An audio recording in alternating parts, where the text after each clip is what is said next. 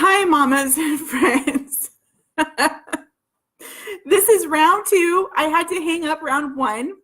I'm not even sure that video is going to make it onto Facebook because my kid is playing a video game and he's having a very good time with his friend, but he cannot stop talking, and I cannot talk over him because he's having so much fun. Hi, Eunice. I'm so sorry about that. Yeah, so he has been sent to another room and asked to be quiet because mom does this one time a day. Oh my goodness. When they're little, it's hands under the door, the bathroom door. When they're older, it's conversations at the worst time. But you love it anyway, and you love them anyway. So let's get back to what I'm going to restart. And I'm going to tell you how excited I am you guys are here, and that this is my 22nd video.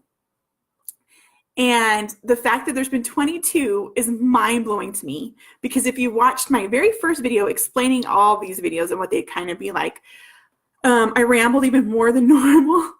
And I sat in my room on my bed with my computer and my lighting, which I'm hoping I'm getting better at. You guys can let me know that. And just sat there for an hour, waiting to start this video because I was panicking. I knew this is what I should be doing. I knew this was going to be a good thing for me and hopefully for you guys. But it wasn't easy. And I sat there panicking for an hour before I had the nerve to hit the record button. And so the fact that I've done 22 of these now is so exciting to me, because instead of an hour, it takes me 5 minutes to set up my laptop, get my lighting a little bit better. And sometimes I put lip gloss on for you and try to hide my dark circles, which does not work. They're still there. But I'm so happy you're here, and I hope you're liking it. I would love to know what you think, and I'd love to know what you think I could do better, or what topics you'd like me to talk about. And please share away with your friends, because the more the merrier. The more people who show up, the more fun it is for everybody involved. So back to my topic of to-do list Tuesday. A few weeks ago, if you saw my whole hiding in the car video and all that kind of stuff, our whole homeschool second semester went up in smoke. I mean, literally 12 hours before we were supposed to start officially the new semester, all of our plans for it just blew up and left like curriculum carnage everywhere. And as a result of that, my daughter's class had to completely dissolve, and that's to no fault of her tutor, who is very loving, very wise, very kind lady, and she's very saddened by having to let this all go. So we've got that going on, but thankfully the class that I'm tutoring is still hanging on, because it's a high school class, and if that class dissolved, some of these kids would have to completely rewrite their transcripts for the year and just hope that their credits lined up.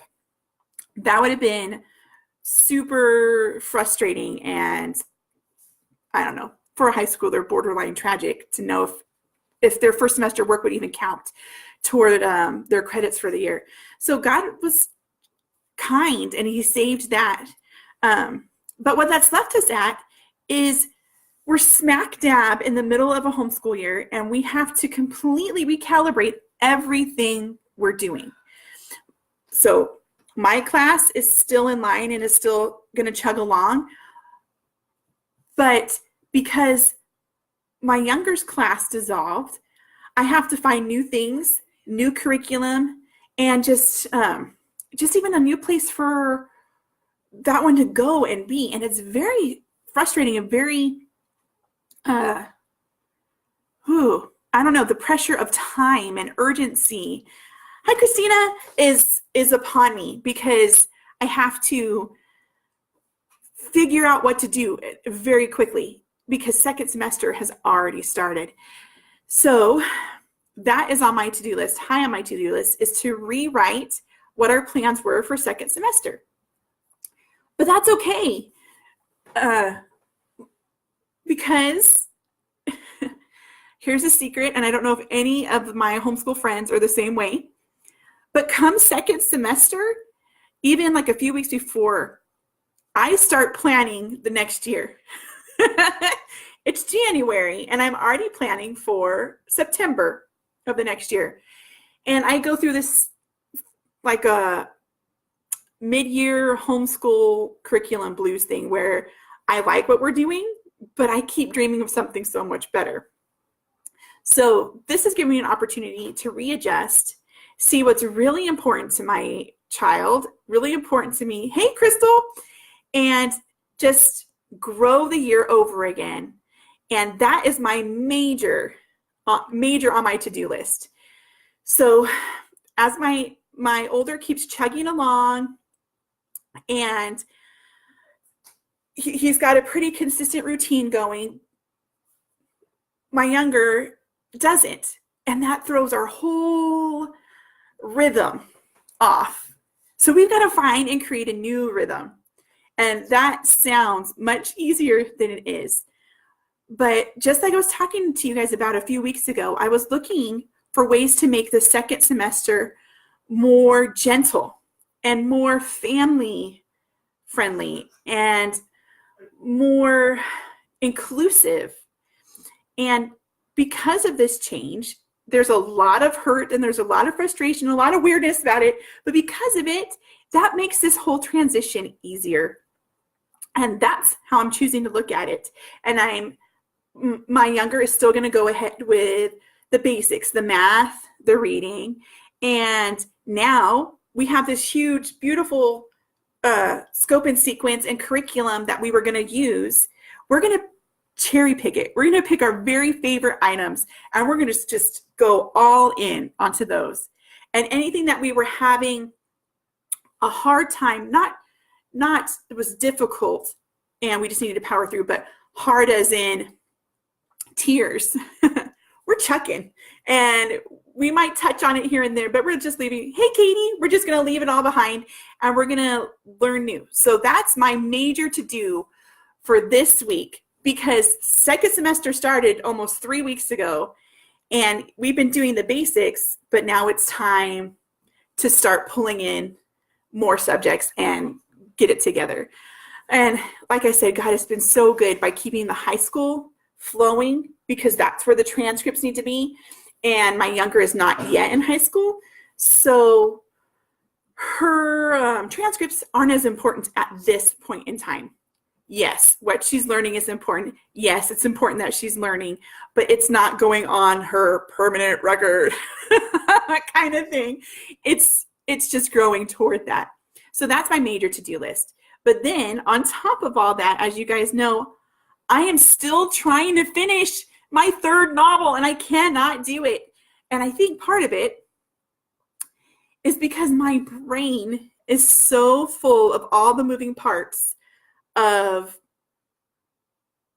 redesigning our year, recommitting it to Christ, because here's a huge crossroads. And even though I thought I was committed, there's been a storm and I have to make sure my commitment is still firm with him. And that takes a lot of brain power and a lot of energy and a lot of enthusiasm, because as a mom,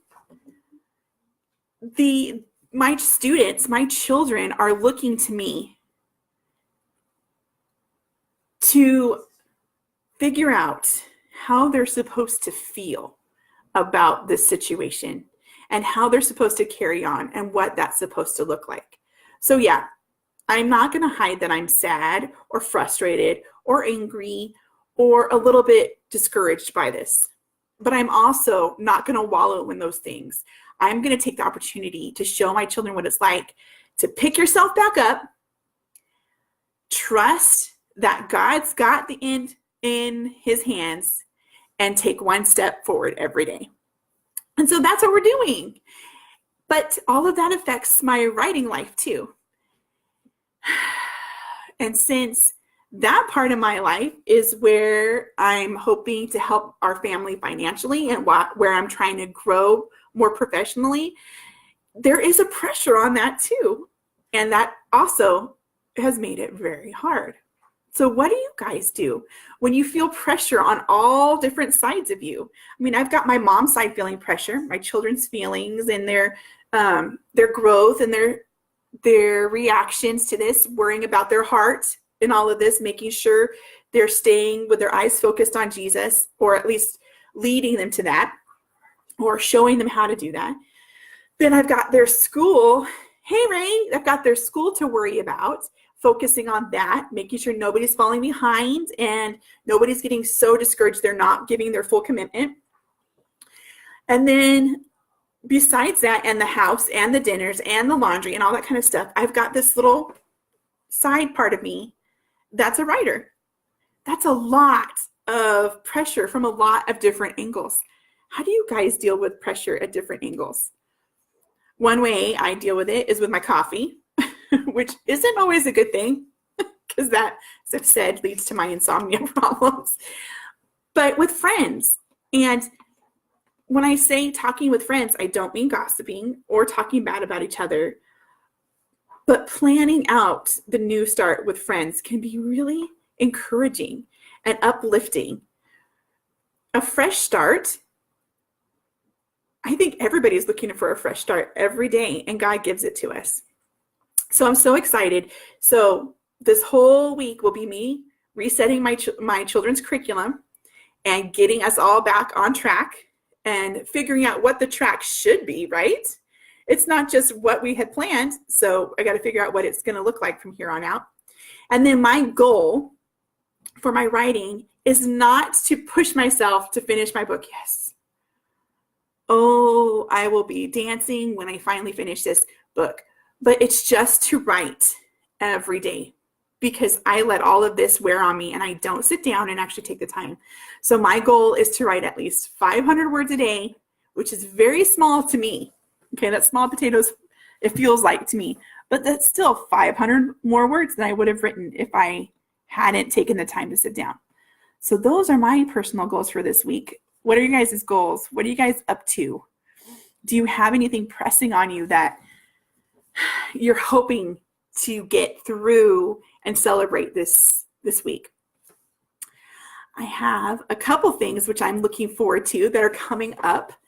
First of all, my announcements for this live is God has broken another boundary for me.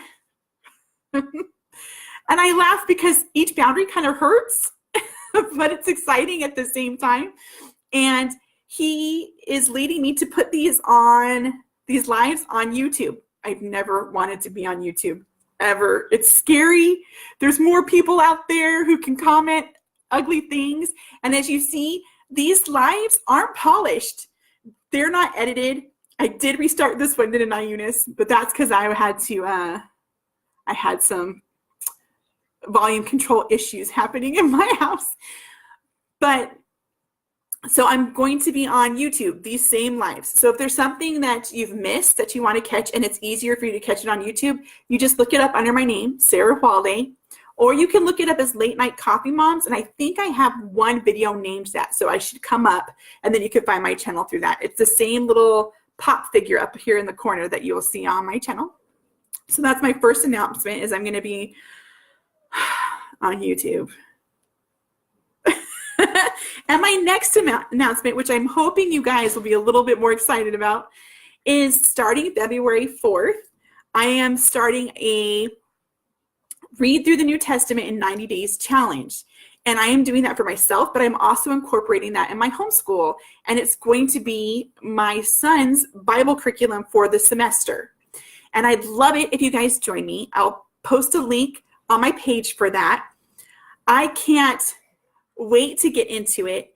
I chose just the New Testament because it's short enough that I don't feel like it's going to overwhelm me or my children, because I really want them to participate in it. And it's deep I mean, the Bible's always deep, but it's just short enough sections of God's word that you can dive in as deep into it as you want to without feeling like you're putting off the other days.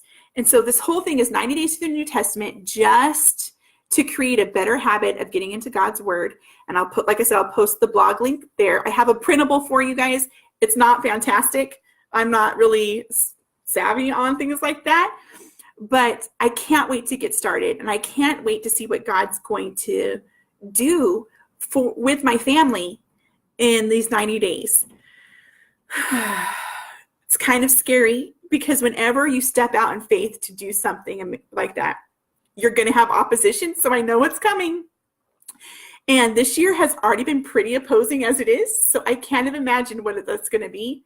But I know God's already got a response to it, and his is going to far outweigh any worries that I have about the opposition. So I hope you guys join me. We'll do updates here on the Facebook Live as we're doing the 90 days. Again, that starts February 4th, and I'd love to have you all there. All right, I've rambled enough, and my son is going to be wanting to be allowed to talk again. So I'm going to say good night, and I can't wait to see you guys tomorrow for a late night write at 10:30. Who knows? Maybe tomorrow's the night. We'll see if I'll get my book done or not.